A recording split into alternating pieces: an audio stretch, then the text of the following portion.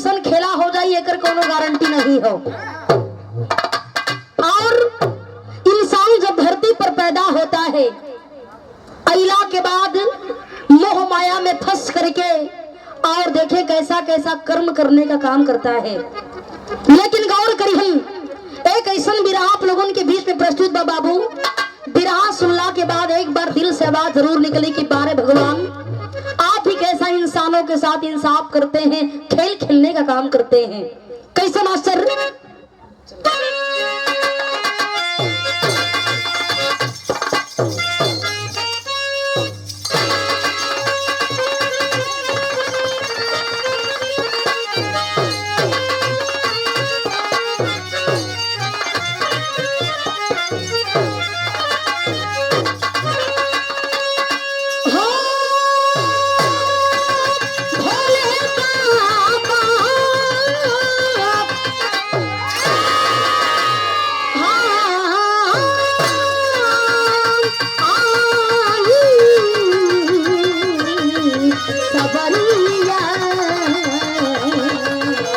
भोले बाबा जोगिया हो रंग।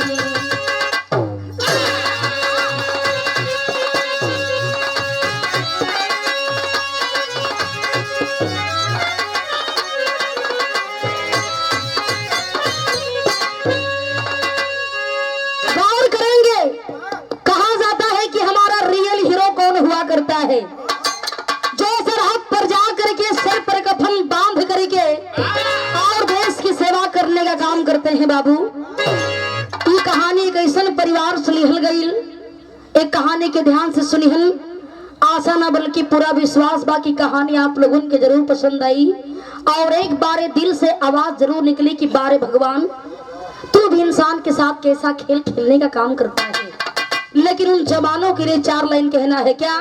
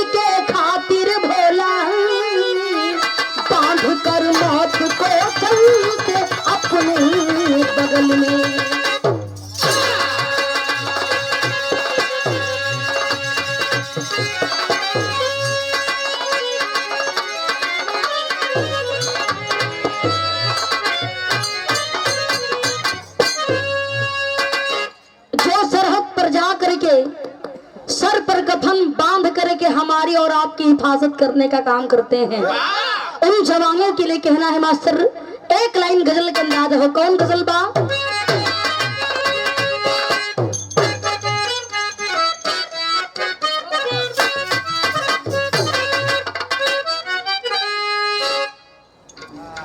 गौर करी हम, कौन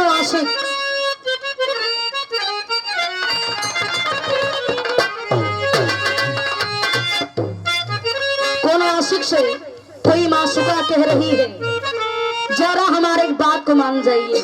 रिक्वेस्ट करती है, क्या कही मास्टर?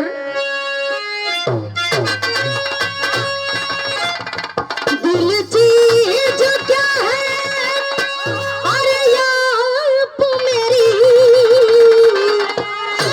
जान लीजिए, बस एक बार मेरा कहा, बस एक बार मेरा कहा मान लीजिए।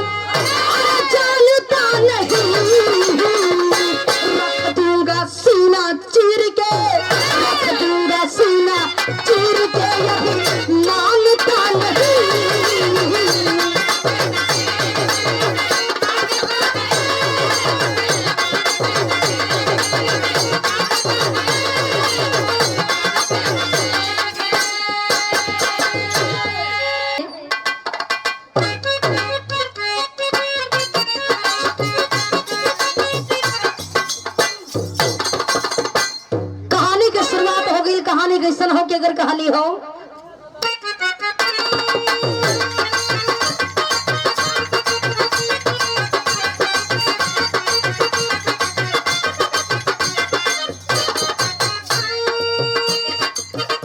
जीवन है फौजियों का कांटों के ढेर पर, जीवन है फौजियों का कांटों के ढेर पर, सरहद की शान टूटी है सारी दिलेर पर।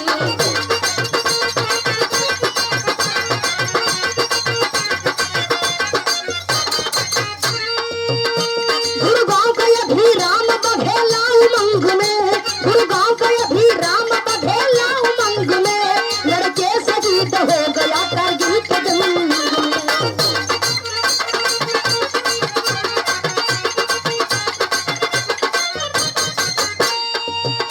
16 बरस का राम सिंह एक लाल लाल था, 16 बरस का राम सिंह एक लाल लाल था, विधवा बेचारी शीला के मन का मलाल था।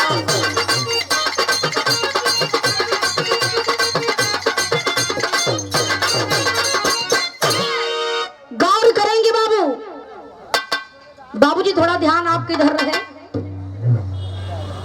गौर करेंगे, दिल्ली में एक बहुत बड़ा शहर है, जो लोग दिल्ली में रहते होंगे जानते होंगे, जिस शहर का नाम है गुड़गांव। उसी गुड़गांव के रहे वाला एक छोटा सा परिवार, परिवार के मुखिया का नाम बाबू अभिराम सिंह, परिवार के मुखिया का नाम अभिराम सिंह, और अभिराम सिंह के पत्नी के नाम शीला देवी। शीला देवी के गोद में एक बेटा, जौने बेटा के नाम बड़ा प्यार से शीला राम सिंह रखले बाड़ी। अभिराम सिंह फौज में देश की सेवा करने में लीन रहा करते थे, देश की सेवा करने में लीन रहा करते थे बाबू। एक दिन की बात है, अभिराम सिंह देश की सेवा करते करते कारगिल की लड़ाई में शहीद हो जाते हैं। जब कारगिल की लड़ाई में शहीद हो गईलन, आज शीला अपना छोट बेटा राम सिंह के लेकर के मन में विचार करत बड़ी, आखिर अपना बेटा के लेकर के इतना पहाड़ जैसन जिंदगी हम कैसे बिताई। ए बाबू देखें, अभिराम सिंह शहीद हो जाता है। अभिराम सिंह का बेटा राम सिंह जो बड़ा ही होनहार था, अपने मन में विचार बना लिया, चाहे कुछ भी हो जाए, लेकिन मैं भी अपने पापा के जैसे बहादुर बनूंगा, देश की सेवा करने का काम करूंगा। राम सिंह रियाज बनाना चालू करता है, दौड़ना चालू करता है। मालिक ऐसा मर्जी भइल बाबू देखें, खुली भर्ती भइल बा, और जा करके राम सिंह भी फौज में भर्ती हो गया।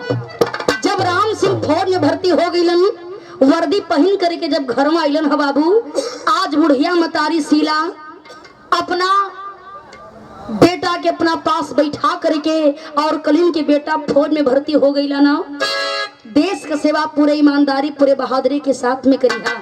देखें बाबू, आज वो हम अपने बेटे को समझाती है, इकलौते बेटे को समझाती है। क्या कही मास्टर, यहाँ गीत लगल।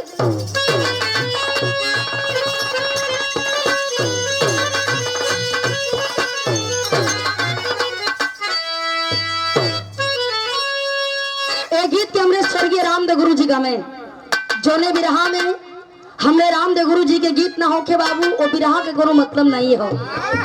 ए लेके के हुए दुनिया में रामदेव गुरु जी न भयल न कबो होई। ए गीत के हमने स्वर्गीय रामदेव गुरु जी का में कैसे गा में,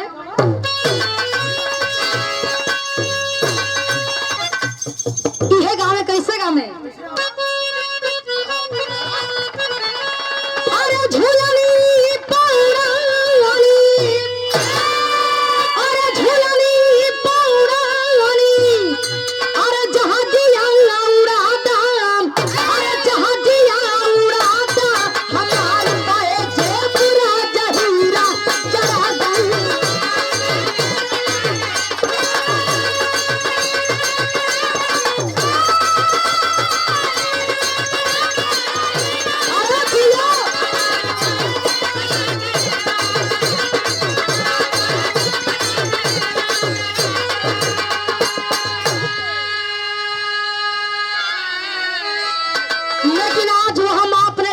समझा रही है, बेटा फौज में भर्ती हो गई ना, अपने देश के सदा पूरे ईमानदारी के साथ में करिहा। का कहे मास्टर? अरे डूबैया ना बाबू कहिए, पगड़िया ये बेटा, पगड़िया ये बेटा, भले चलनी कोई है सरिया ये बेटा।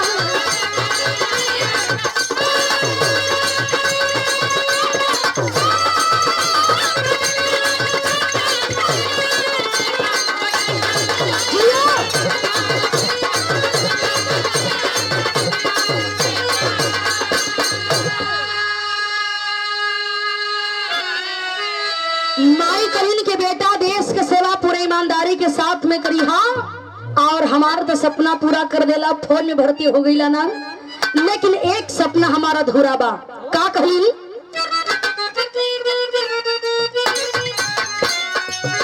अरे ट्रेनिंग से राम सिंह लौटा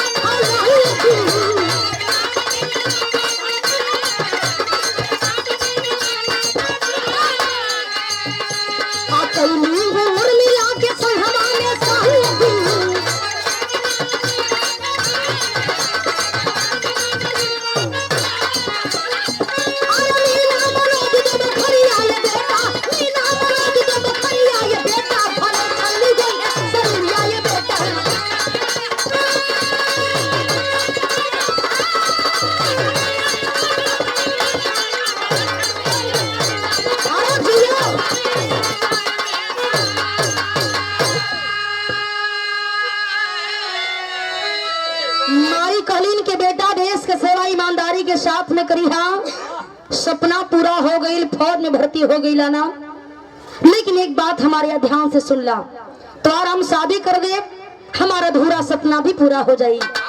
ए बाबू देखें, जवान ट्रेनिंग बिताने के बाद घर पर आता है, जवान की ड्यूटी जम्मू डिवीजन में लगी है, जवान की ड्यूटी जम्मू डिवीजन में लगी है। राम सिंह घर वापस आता है, माई कुर्मिला नाम के लड़की के साथ में। देखें आखिर राम सिंह के शादी कैली न। जब राम सिंह के शादी कैले बड़ी हो बाबू, फिर जवान अपने ड्यूटी पर चला जाता है। कुछ दिन के बाद राम सिंह की पत्नी उर्मिला के गोद में भगवान 2 संतान देहलन, एक लड़की और एक लड़का। जौनी लड़का के नाम बड़ा प्यार से मनोज और लड़की के नाम बड़ा प्यार से मीना रखली न।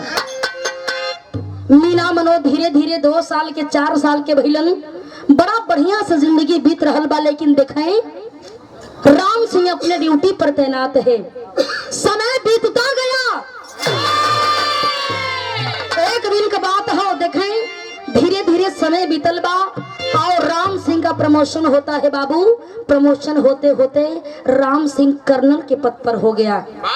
जब राम सिंह कर्नल के पद पर हो गई, बुढ़िया मतारी शीला इतना बतिया कि जब सुलिन हो बाबू, खुशी दुगनी हो गई।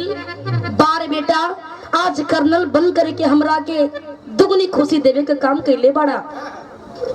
राम सिंह के पूरा हल्ला हो, जवान बड़े बहादुरी के साथ लड़ाई करने का काम करता था, अपने ड्यूटी को निभाने का काम करता था। एक दिन की बात है, पाकिस्तान से राम सिंह के पास, कर्नल राम सिंह के पास एक लेटर पहुंचता है, एक पत्र पहुंचा।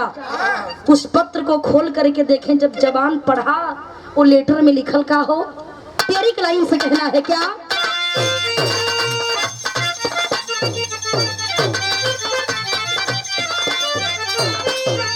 अरे शर्मिंदा एक दिन होना पड़ी है, अरे शर्मिंदा एक दिन होना पड़ी है, तो जुर्म जिहाद के ऊपर कबले रहता जिंदा। अरे हाँ जिंदा, अरे हाँ जिंदा।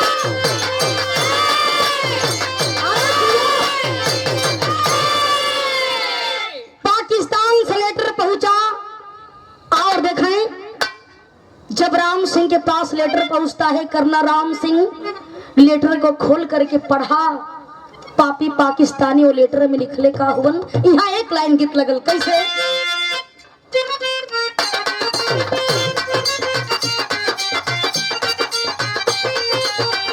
ये गीत लाइन हो, ये कोनो दुल्हा अपना दुल्हन से कहता कि ये हो रानी, जब से बियाह भइल बा तोहार मूड समझे में नहीं आवता, घर से बाहर निकले नहीं देता रू। कहे का कहे, ये कहे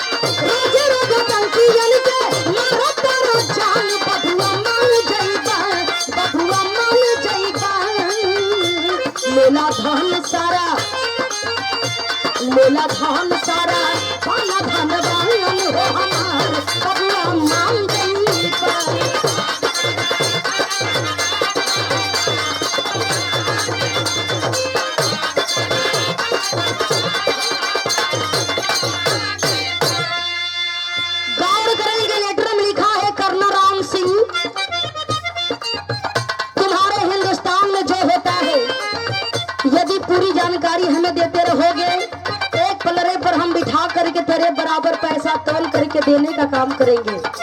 कलह का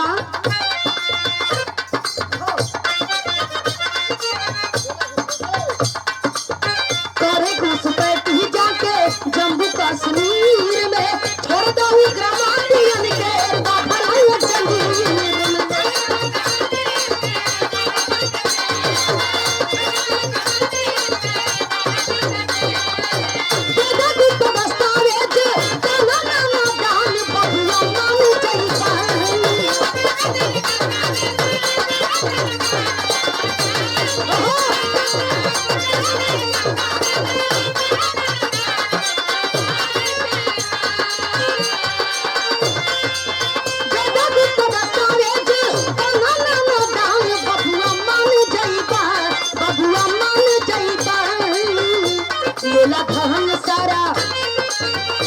लेला धन सारा काला धनवान हो हमार बबुआ मान जाइबा।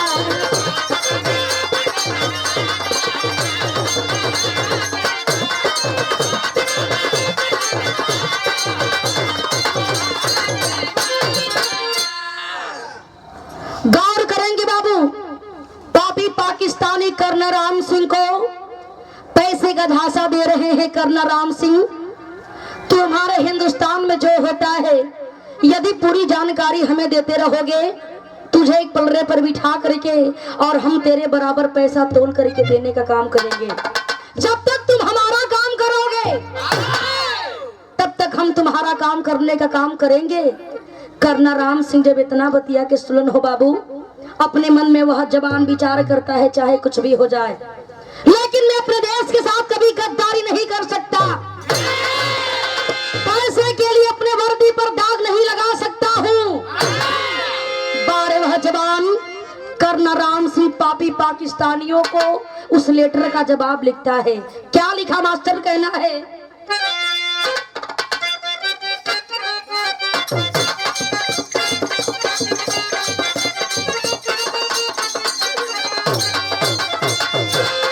अपने देशवा के हो करनमा, अपने देशवा के हो करनमा, अपने देश बुलागी मनवा वही कहे जनवा।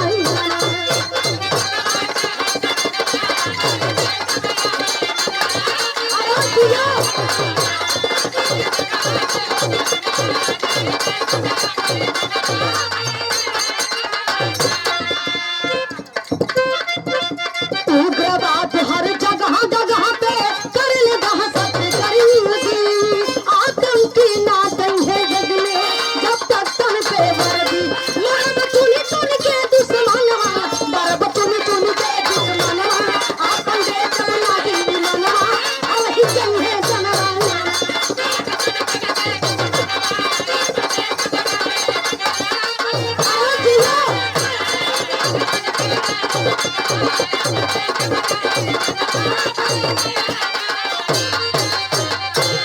गौर करेंगे बाबू, ज्यादा कुछ मत बुलाओ इनसे। गौर करेंगे, देखिए आखिर में कर्नल राम सिंह लेटर का जवाब लिखता है। पापी आतंकवादी, हमारे बात को मान जाओ। तुम पैसे के लालच में पड़ करके हमारे ईमान को खरीदना चाहते थे, लेकिन याद रहे मैं देश के साथ कभी गद्दारी नहीं कर सकता। मैं अपने देश के साथ कभी गद्दारी नहीं कर सकता हूँ। और चंद रुपयों का हमें लालच दे करके हमें अपने देश का गद्दार बनाना चाहते थे। ए बाबू, इतना बतिया जब पापी पाकिस्तानी सुल्लन अपने मन में विचार करते हैं, जब तक कर्नल राम सिंह हमारे रास्ते से नहीं हटेगा तब तक हम लोग कभी भी किसी भी मंसूबों में कामयाब नहीं हो सकते हैं। तो भाई का मास्टर कहना है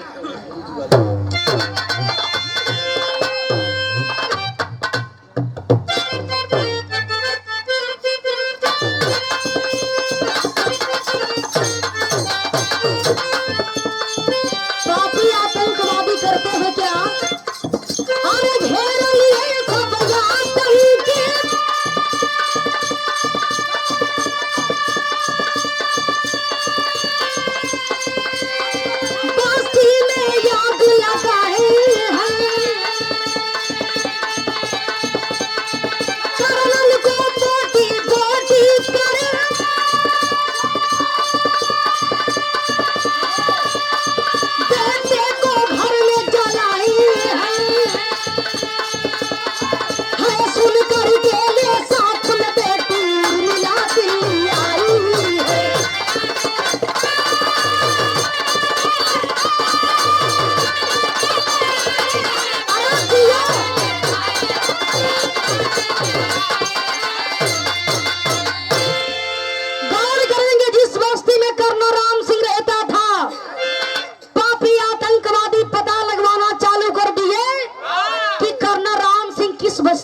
रहता है।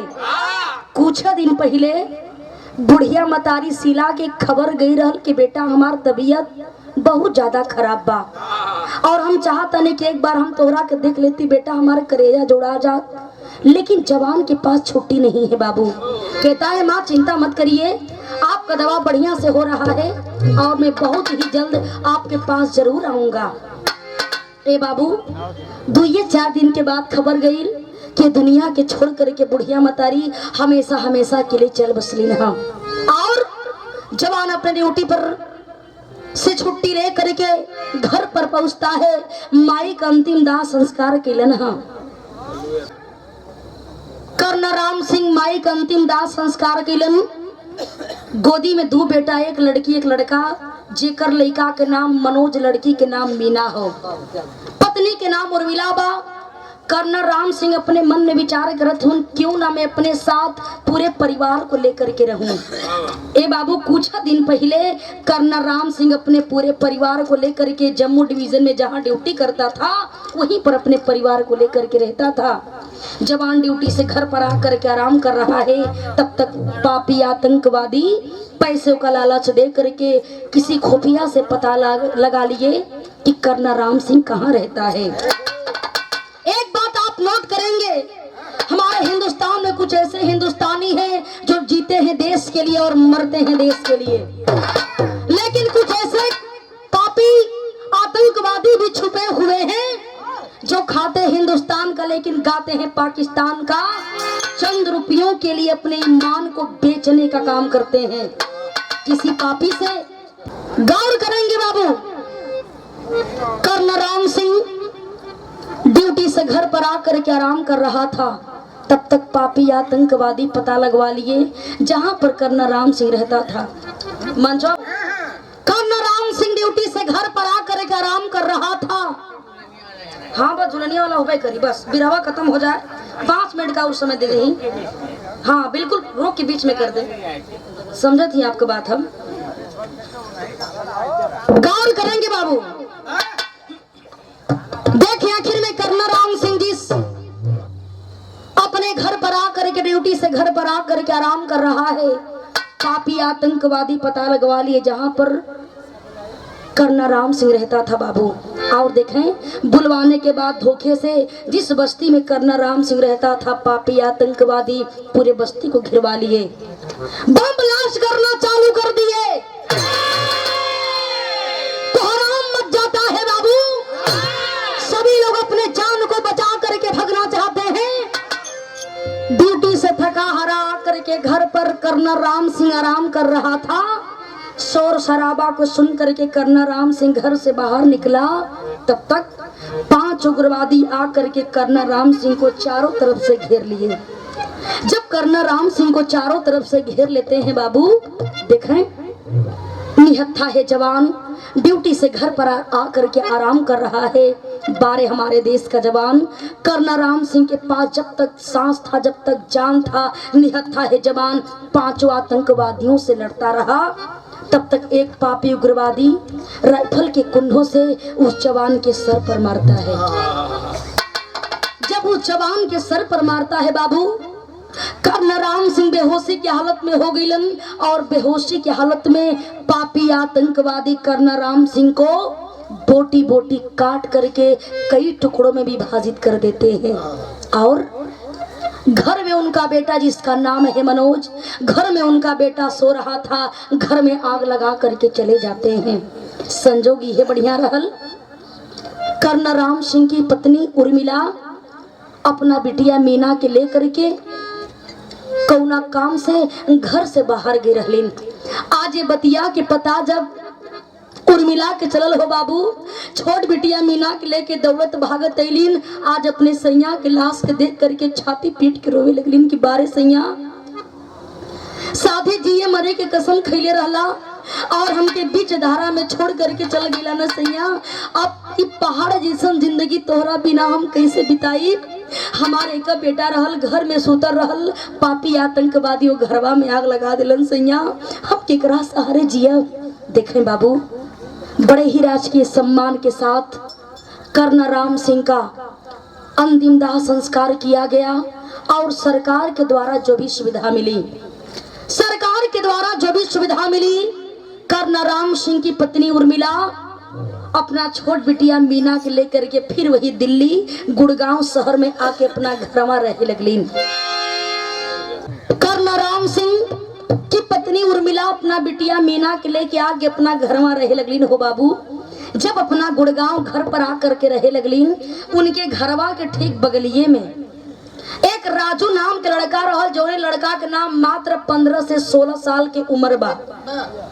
लड़का के नाम बा राजू। राजू की नजर जब उर्मिला की तरफ पड़ल, प्रतिदिन उर्मिला के घर में जा करके कहे लगल कि आंटी मैं जानता हूँ कि आपके ऊपर दुखों का पहाड़ टूट पड़ा है ना, लेकिन आप चिंता मत करिए, इस दुनिया में जिसका कोई सहारा नहीं होता उसका सहारा भगवान होता है। और मैं भी आपके बेटे जैसा हूँ, आपके घर के बगल में कुछ दिनों से मैं रह रहा हूँ। कभी भी कोई भी दिक्कत हो, परेशानी हो, दिल लगे कि हमारी आवश्यकता है, हमार जरूरत बा, तो आप हमरा के बेशक याद कर सकीला। ए बाबू इतना बतिया देखें। जब कर्नाराम सिंह की पत्नी उर्मिला सुल्ले बाड़ी आज अपना बेटा के याद करके रोवे लगली कि हमारे बेटा तो दुनिया में ना हुवन, लेकिन एगो धर्म के बेटा भगवान हमरा के दे देलन। वह राजू नाम का लड़का मीना को धर्म के माई बना करके और प्रतिदिन देख रेख करे चालू कर देलन। यहाँ तक कि मीना के अपन छोट बहन बना करके, धर्म का बहन बना करके जब जब राखी के पर्व आवे बाबू, कलाई में वह मीना उस राजू को भाई मान करके कलाई में राखी बांधने का काम कर रही है। समय बीतता गया। मीना हाई स्कूल पास कैलीन, इंटरमीडिएट पास कैलीन। जब बीए सेकेंड ईयर के एग्जाम देवे लगलीन हो बाबू, एक दिन की बात है, वह राजू नाम का लड़का आ करके उस मीना से सवाल करता है, बहन क्या तुम हम पर विश्वास करती हो? क्या तुम हमें अपना भाई मानती हो? ए बतिया के सुन करके मीना करीम के भैया ये तो कैसन सवाल करत बड़ा भैया, ये तो कैसन सवाल करत बड़ा। अरे भैया जौने समय दुख का पहाड़ टूटल रहल ना भैया, ओ समय आ करके और हमने के सहारा दे करके, हमार भगवान बन करके, हमरे मम्मी के बेटा बन करके, हमार भाई बन करके हमरे दुख में साथ देवे का काम केला हो भैया। हम तो तोहरा खातिर अपन जान भी दे सकीला, ये विश्वास के बात काहे करत बड़ा। इस बात को देखो जब वह राजू नाम का लड़का सुनता है, कहा कि बहन सचमुच तुम हमें अपना भाई मानती हो ना, तो एक बात सुनो, आज तुम्हें कहीं हमारे साथ चलना होगा। मीना सवाल करीन कि भैया हमरा के कहाँ चले के हुई, आदेश करा भैया। इस बात को सुन करके बाबू देखें, वह राजू नाम का लड़का कहा कि बहन बीए सेकेंड ईयर का एग्जाम दे रही हो ना, लेकिन एक वांट निकला था, मैं उस वांट को भर दिया हूँ और आज उसी का इंटरव्यू है। यदि इंटरव्यू दे लोगी बहना, यदि इंटरव्यू में पास हो गई तुझे नौकरी मिल जाएगी और हमार तो हर सपना पूरा हो जाए। सवाल करती है भैया हम बीए सेकेंड ईयर के एग्जाम देते बानी, तो इंटरव्यू कौना चीज के देवे के बा, हमरा के कुछ बताइबा। सवाल मत करो बहन, हमारे साथ चलोगी पता चल जाएगा किस चीज का इंटरव्यू है। इतनी बतिया देखें। आज जब राजू सुल्ले बा, मीना सुल्ले बाड़ी, आज उर्मिला मतारी सुल्ले बाड़ी, कह लेनी कि भैया तोरे खातिर तो हम अपन जिंदगी पूरा कुर्बान कर दे, तू तो हमारे बेटा से भी बढ़ के हो गईला हो बाबू। ए बाबू देखें, आज मीना को वह राजू नाम का लड़का लेकर के कुछ दूरी पर चलता है। जब कुछ दूरी पर चला, सामने बड़ा वीआईपी बंगला दिखाई दे बा। उसी बंगले के पास ले जा करके वह राजू नाम का लड़का उस मीना को रोक दिया। मीना सवाल करती है, भैया क्या इसी बंगले के अंदर इंटरव्यू होगा? हाँ बहना, बंगले के अंदर चलोगी पता चल जाएगा, इसी बंगले के अंदर इंटरव्यू है। ए बाबू, वह राजू नाम का लड़का मीना को लेकर के जैसे ही उस बंगले के अंदर पहुंचता है, देखें उस बंगले के अंदर मीना जैसे ही कदम रख ले बाड़ी, जा करके मीना देखती है उस बंगले के अंदर कोई इंटरव्यू नहीं, बल्कि 4 उग्रवादी अपने साथ में बहुत सारा हथियार लेकर के अपने चेहरे को नकाब से ढके हुए हैं और बैठ करके इंतजार कर रहे हैं। तब तक एक उग्रवादी उग्रवादी की नजर जब मीना की तरफ पड़ता है, देख करके मीना डर जाती है और जा करके भाई से कहती है, रुक जा भैया रुक जा। इस बंगले के अंदर कोई इंटरव्यू नहीं भैया, बल्कि इस बंगले के अंदर तो 4 उग्रवादी बैठे हैं भैया, अपने साथ बहुत सारा हथियार लेकर के बैठे हैं। यदि हम नहीं भागेंगे ना भैया तो ये चारों पापी हम लोगों की जान को मार देंगे।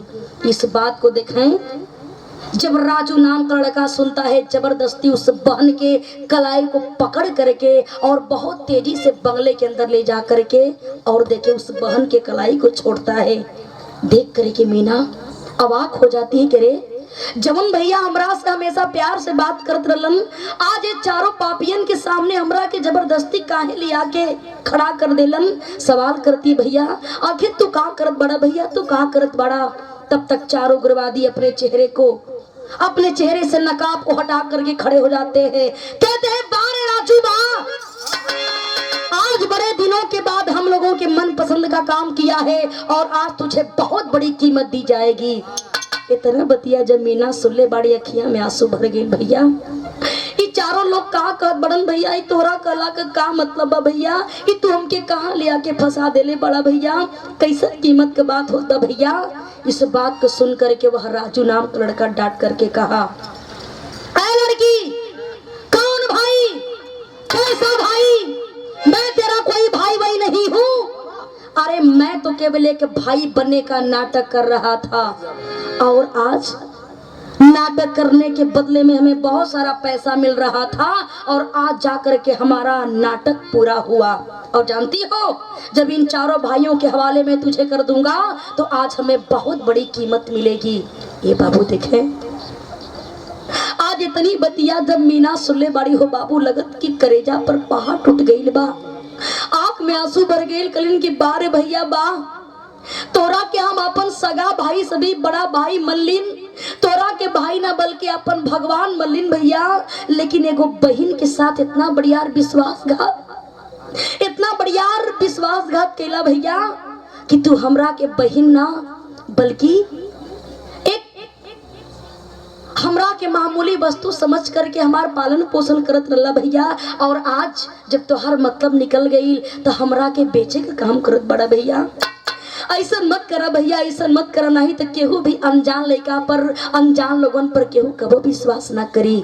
इस बात को देखे वह पापी गद्दार राजू नाम का लड़का सुनता है, डार दिया,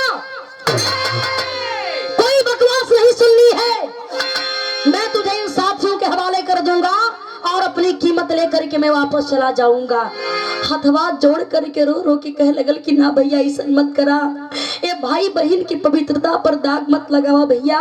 लेकिन बारे वह पापी गद्दार चंद रुपयों के लिए, चंद पैसा के लिए आज वह भाई बनने का जो दावा कर रहा था, आप देखें अपने आप को बेचने का काम कर रहा है। रो रो करके आज मीना के आंख में आंसू बा, रो रो करके धर्म के भाई राजू से को बात करी ना सर।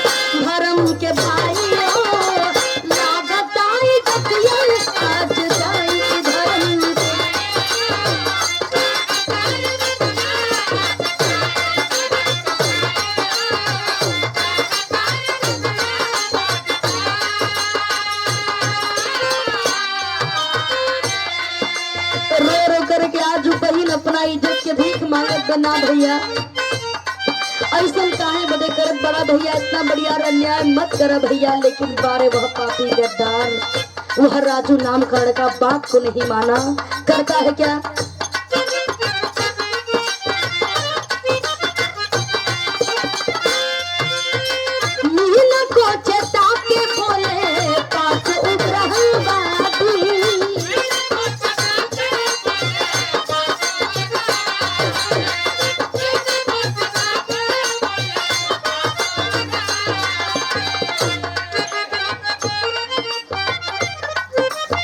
लेकिन भैल का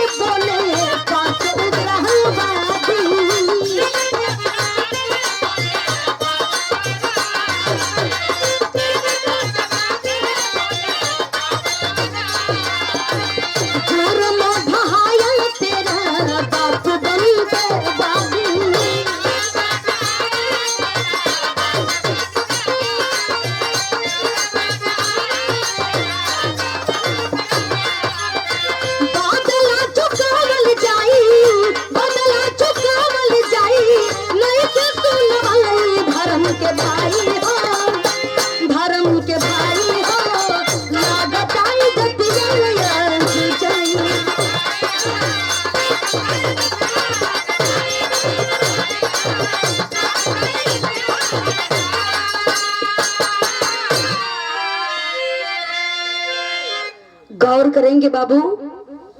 आज वह बहन रो रो करके कह लगल कि ना भैया जेके तू बहन बनावे का दावा करत रला भैया, तोरे कलाई में हमेशा हम राखी बांधे का काम करत रलीन। आज बहन के साथ इतना बढ़िया खिलवाड़ मत करा भैया, मत करा। लेकिन बारे वह पापी चंद रुपयों के लिए, चंद पैसों के लिए अपने ईमान को बेचने का काम कर रहा है। एक बात आप लोग याद रखेंगे बाबू, एक बात आप नोट करेंगे, दुनिया में आज के कलयुग में आप पैसे के बगैर एक कदम भी आगे नहीं बढ़ सकते। आपके पास यदि पैसा नहीं है तो समाज में लोग आपका इज्जत नहीं करेंगे, आपको लोग मान सम्मान नहीं देने का काम करेंगे। लेकिन एक बात याद रखिएगा, इस दुनिया में सब कुछ आपको पैसे से नहीं मिल सकता है। देखें लोग कहा करते हैं कि आप पैसे से भोजन खरीद सकते हैं, आप पैसे से भोजन खरीद सकते हैं लेकिन भूख नहीं खरीद सकते। आप पैसे से भोजन खरीद सकते हैं लेकिन भूख नहीं खरीद सकते। आप पैसे से बिस्तर खरीद सकते हैं लेकिन नींद नहीं खरीद सकते। और आप पैसे से किसी भी इंसान को खरीद सकते हैं, लेकिन आपके पैसे में इतनी बड़ी ताकत नहीं है कि आप किसी भी इंसान का प्यार खरीद सके। इसलिए ये दुनिया में पैसा के बिना कुछ नहीं बा, लेकिन सब कुछ आपका पैसा आपके ना दे सकेला।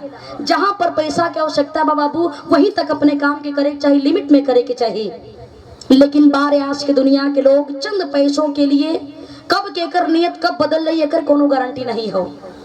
आपके पैसा में इतना बढ़िया ताकत बा कि पैसे का देन बा कि आज के परिवेश में आप लोग देखता नहीं, न तो बाप बेटा के चिन्हता, न तो बेटा बाप के चिन्हता। ये पैसा का देन बा। पहले के लोग गांव में जितना भी गरीब आदमी रहलन, खेत में मेहनत मजदूरी करके अपने जिंदगी के बितावे का काम करत रहन बाबू। लेकिन कितना प्रेम रहल, परिवार में कितना प्यार रहल कि केहू अलगा होके के कबू नामे नहीं ले। देखें लेकिन पैसा के जहाँ काम बा वहीं पर आदमी के खर्च करे के चाहिए, लिमिट में रहे के चाहिए। पैसे को पाक करके आप अपने ईमान को मत बेचिएगा। गौर करेंगे, लेकिन वह पापी गद्दार, वह राजू नाम का लड़का जो भाई बनने का दावा करता था, चंद रुपयों के चक्कर में आज उस बहन का सौदा चारों उग्रवादियों के साथ कर दिया। तक चारों उग्रवादी खड़े हो गए, कहते हैं राजू कब से भाई भाई चिल्ला रही है, क्या तू सचमुच इसका भाई बनने का नाटक कर रहा था? इस बात को सुन करके बाबू देखें, इस बात को सुन करके वह राजू नाम का लड़का कुछ बोल नहीं रहा है। चारों पापी कहलन, अरे राजू इस लड़की के आबरू को हम ही नीलाम नहीं करेंगे, बल्कि तू भी हमारे साथ में शामिल रहेगा। फाड़ दे इस लड़की के कपड़े को, इसे दुगनी कीमत तुझे दी जाएगी। बारे वह पापी गद्दार, वह राजू नाम का लड़का के दिल में जरा सी भी दया नाम की कोई चीज नहीं है।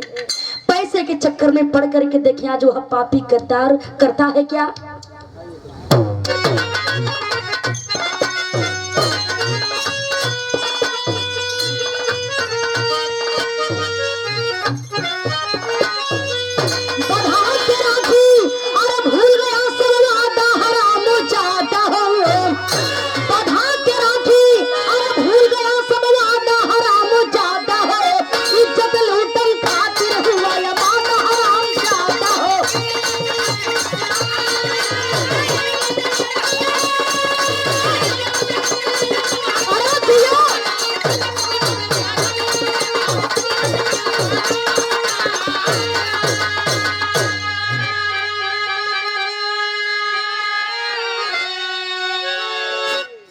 करेंगे वह पापी गद्दार राजू नाम का लड़का खड़ा हो गया और कितना बड़ा पाप करने जा रहा है, कितना बड़ा अन्याय करने जा रहा है।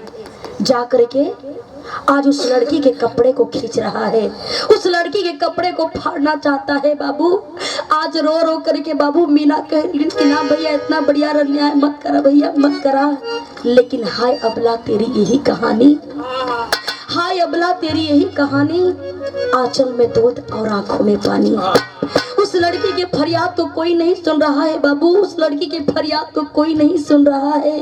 आज अपने मन में उस भगवान कृष्ण कन्हैया को गोहराती है, भगवान हम सुन ले बानी जौने समय द्रौपदी के मर्यादा धर्म संकट में रह तोरा के सच्चे मन से पुकार ली ना, नंगे पांव आ करके और द्रौपदी के चीर के बढ़ा करके द्रौपदी के मर्यादा के बचावे का काम के लिए रलाना।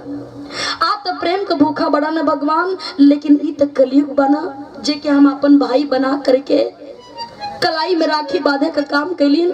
आज भाई हमारा रक्षक न बल्कि हमारा भक्षक बन गई का। एक कलयुग में ये बहन के पुकार तू ना सुन सकेला भगवान, ना सुन सकेला।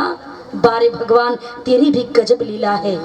देखें उसी बंगले के अंदर कहा जाता है किसी न किसी काम का कोई न कोई संजोग जरूर होता है, और जो सच्चे दिल से उस भगवान को याद करता है भगवान उसकी फरियाद जरूर सुनने का काम करते हैं।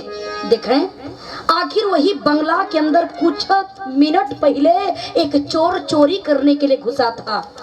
चोर की नजर पड़ती है उस लड़की की तरफ, चारों आतंकवादियों को वह चोर देखा, उस लड़के को देखता है, उस राजू नाम के लड़के को देख करके विचार करता है कि रे एक भारतीय नारी रो रही है, एक लड़की की इज्जत धर्म संकट में पड़ी हुई है, और जब तक इस लड़की की इज्जत को मैं नहीं बचा लूंगा तब तक हमें चैन नहीं है। ऐसा नहीं हो सकता, हमारे आंखों के सामने ये पांचों पापी इस लड़की के इज्जत को नीलाम नहीं कर सकते हैं।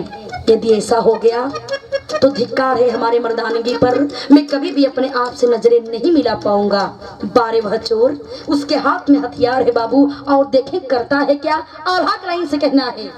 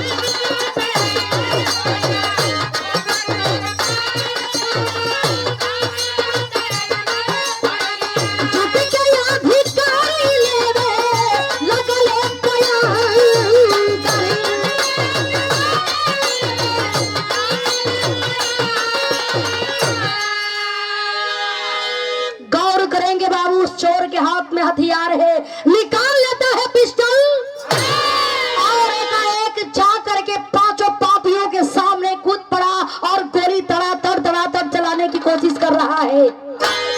गोली चलाता गया और एक एक गोली एक एक पापी के सीने को पार करती चल गई।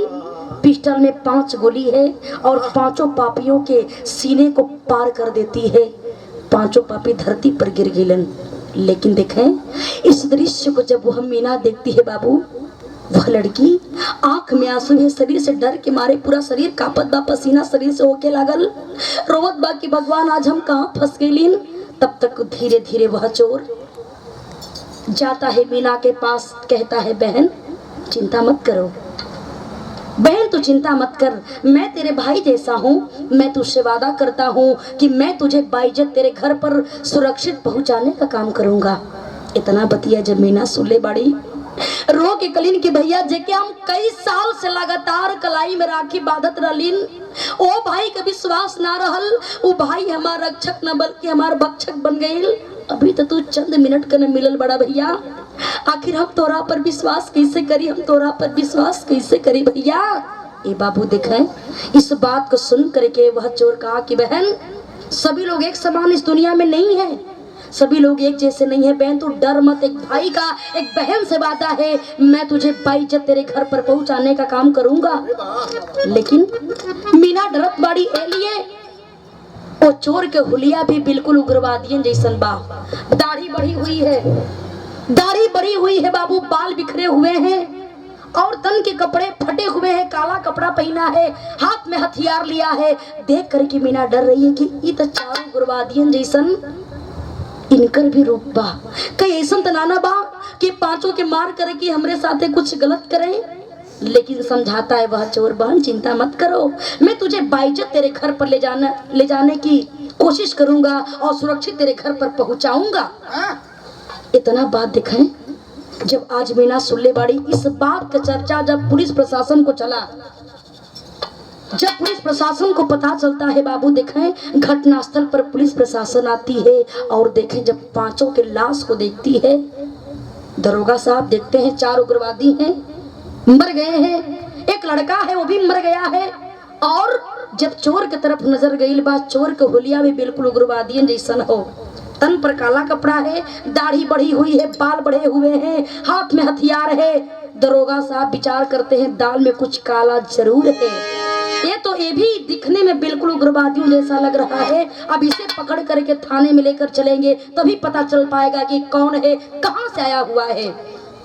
मीना को दरोगा साहब पकड़ करके चोर को साथ में लेकर के जब थाना में गईलन, 2 चेयर दे करके बिठा दिए और सवाल करते हैं दरोगा साहब। तुरंत मीडिया के लोग आते हैं और बहुत सारे अधिकारी इकट्ठा होते हैं इस बात को सुन करके। देखें दरोगा साहब सवाल करते हैं उस चोर से, तुम कौन हो, तुम कौन हो। इस बात को सुन करके बाबू देखें, देखा भैया आज इस बात को सुन करके बाबू देखें दरोगा साहब सवाल करते हैं तुम कौन हो। देखें जब इतना बतिया आज वह चोर सुनता है, कहा कि साहब अरे मैं साहब एक चोर हूँ और मेरा यही काम है, मैं चोरी करने के लिए बंगले के अंदर घुसा था, लेकिन जब देखा कि एक अबला लड़की की इज्जत धर्म संकट में फंसी हुई है तो मैं सोच गया कि इस लड़की की मर्यादा को मैं जरूर बचाने का काम करूंगा। इस बात को सुन करके दरोगा साहब डांट कर कहते हैं ऐसा नहीं हो सकता, तू चोर नहीं हो सकता, तेरा वेशभूषा और तेरा हुलिया तो एक उग्रवादियों जैसा लग रहा है, दाल में कुछ काला जरूर है, बताओ तुम कौन हो। इतना बात देखें जब वह चोर सुना है बाबू हंस करके कहता है बारे साहब बड़े दिनों से मैं भी इसी बात के इंतजार कर रहा था कि कोई हमसे सवाल करे कि मैं कौन हूँ और कहाँ से आया था। साहब आप जानना चाहते हैं कि मैं कौन हूँ ना साहब, तो मैं भी कोई गैर नहीं हूँ बल्कि मैं भी इसी देश का रहने वाला हूँ साहब। और जानना चाहेंगे मैं कौन हूँ। आज वह चोर के आंख में आंसू है और एक बात कहता है, क्या कहा,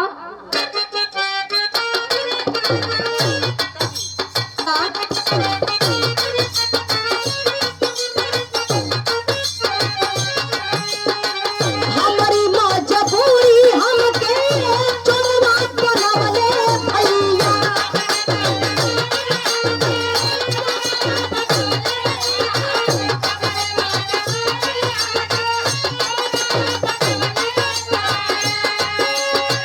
कौन राम सीन के हम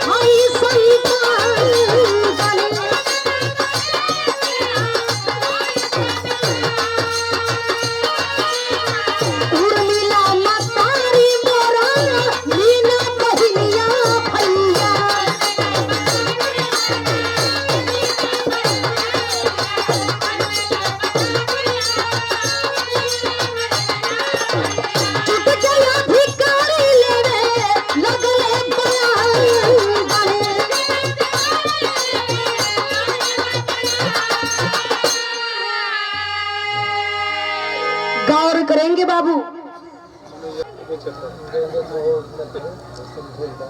देखिए आखिर आज चोर कहता है साहब आप जानना चाहते हैं कि मैं कौन हूँ? मैं कोई अनजान नहीं साहब, बल्कि मैं भी इसी हिंदुस्तान का रहने वाला हूँ। मैं भी एक हिंदुस्तानी हूँ साहब। साहब हरता क्या नहीं करता साहब, मैं बहुत सारी कठिनाइयों का सामना करके और आज इस हिंदुस्तान में पहुंचा हूँ। दरोगा साहब सवाल करते हैं क्या बात है? दरोगा साहब सवाल करते हैं क्या बात है? तुम्हारे कहने का क्या मतलब है? तुम्हारे कहने का क्या मतलब है? ये बात के सुन करके वह चोर कह लगल कि साहब आप जानना चाहते मैं कौन हूँ? साहब मैं भी एक शेर का बेटा हूँ, जो शेर देश की सेवा करते करते अपने आप को कुर्बान कर दिया, जिसका नाम है कर्नल राम सिंह। जिसका नाम है कर्नल राम सिंह, मैं उन्हीं का बेटा हूँ। हमारा नाम मनोज सिंह है। और साहब वही कर्नल राम सिंह जिन्हें पापी आतंकवादी बोटी बोटी काट करके कई टुकड़ों में विभाजित कर दिए, मैं उन्हीं का बेटा हूँ। हमारा नाम मनोज सिंह है साहब। जब दरोगा साहब इस बात को सुनते हैं, डांट करके कहने लगे ऐसा नहीं हो सकता, ऐसा नहीं हो सकता।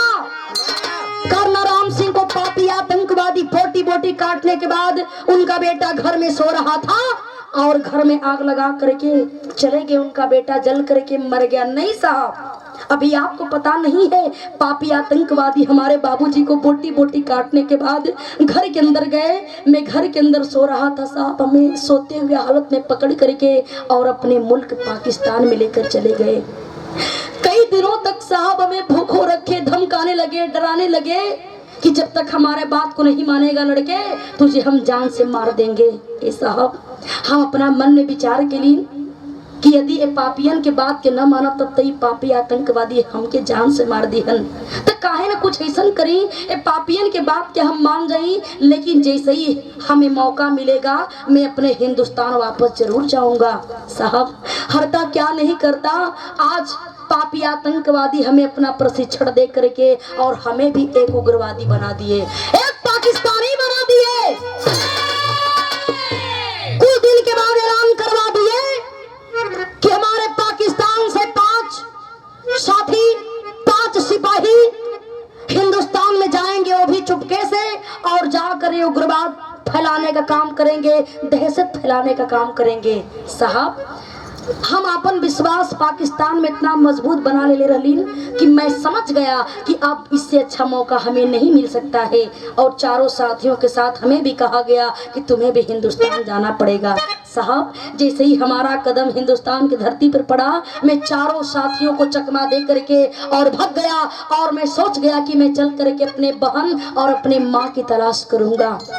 चारों पापी हमें ढूंढ रहे हैं, यदि हमें कहीं भी पाते साहब तो हमें जान से मार देते। और उस चारों पापी कोई और ना साहब, बल्कि वही चारों उग्रवादी थे जो आज इस बहन के आबरू को लूटना चाहते थे। और हमारे हाथ में हथियार था साहब। और जानते हैं यही चारों पापियों से बचे खातिर दिन में केहू तरह अपने आप के हम छुपा ली साहब। लेकिन जब रात हो गए, हमरा के जब भूख लगे ना साहब, जब कहीं भी भोजन न मिले तो सुनसान घर देख करके, सुनसान घर में जा करके खाए पिए वाला सामान के चुरा करके और अपने पेट के भरे का काम करी साहब। और आज इसी बंगले के अंदर हमें रह नहीं गया, मैं भूखों से तड़प रहा था। और आज इसी बंगले के अंदर मैं चोरी करने के लिए घुसा था। लेकिन मैं जब देखा कि एक भारतीय नारी का सम्मान खतरे में है, वही चारों साथी जो हमारे साथ हिंदुस्तान आए थे हमारे देश को भी नुकसान पहुंचाएंगे और एक अबला लड़की के भी मर्यादा को बर्बाद कर देंगे। बर्दाश्त नहीं हुआ, सोच गया जान चला जाएगा चाहे रहेगा मंजूर है, लेकिन हमारे आंखों के सामने का बला लड़की के मर्यादा को मैं नहीं जाने दूंगा। हमारे हाथ में पिस्टल था, 5 पापियों को मार करके इस अबला नारी की इज्जत को मैं बचाने का काम किया हूँ।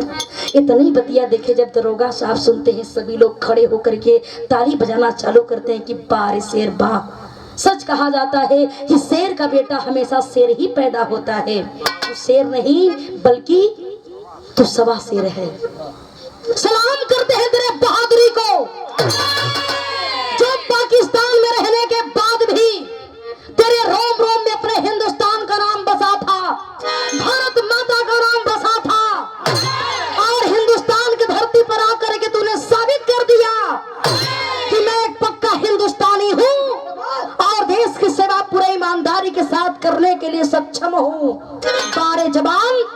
है बाबू, लेकिन इतना बतिया बगल में कुर्सी पर बैठल आज जब मीना सुनले बाड़ी बारे उस बहन की ममता रोकी नहीं गई, आज खड़ी हो जाती है और जा करके उस भाई को अपने गले से लगा करके बड़ी मार्मिक बात कहती है। क्या कही?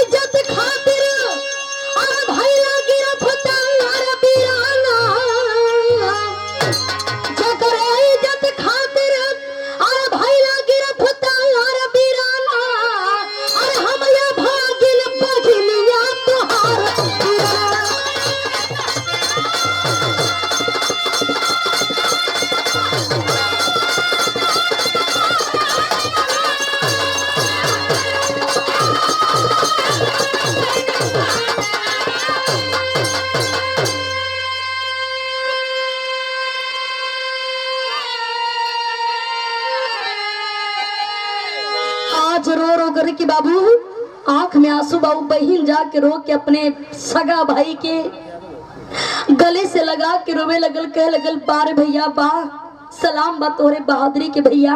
आज इतना दिन के बाद अइला के बाद जाना तारा तू कोनो पराई ना बल्कि तू अपने सगी बहन के मर्यादा के बचोले बड़ा, अपने सगी बहन के मर्यादा के बचोले बड़ा भैया।